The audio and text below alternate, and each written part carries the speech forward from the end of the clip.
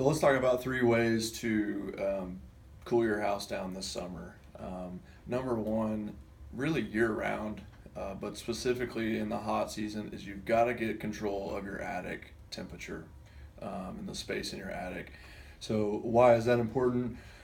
Your AC equipment or your ductwork in that attic is just getting absolutely destroyed in the summer with the high heat, lack of airflow, lack of radiant barrier, something to help block that heat or slow it down. So, the number one thing you can do for your home before exterior walls and windows and doors is protect the space that's exposed to the sun the most, right? So 75% or 80, or there's different numbers out there, but the exposure of your house to the sun is mostly vertical, right? So we always say start from the top down.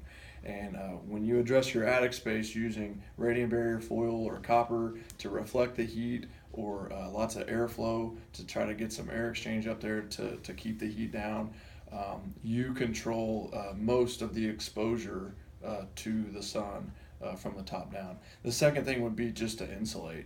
So once you get control of the attic temperature in that attic space, insulation then keeps rooms consistent and keeps cool air down and steady in the house, or keeps the heat from escaping in the wintertime. So the second thing to do is just to make sure your insulation levels are appropriate. So if you can control the attic space, your insulation levels can then maybe come down a little bit, or not need to be as high.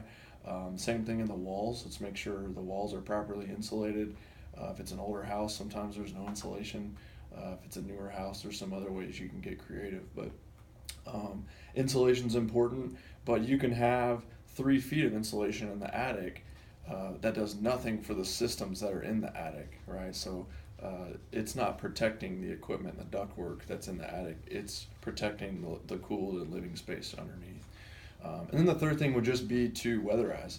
And that's when you get you get the attic temperature and the situation figured out and controlled, and you insulate really well. Now let's go around and address windows and doors and cracks and spaces where you can see sunlight coming in. That's sort of that last 10%, if you will. So get control of your attic space, cool it down in the summer, keep it warmer in the winter, address insulation levels in the attic and in the walls, and then lastly, just weatherize.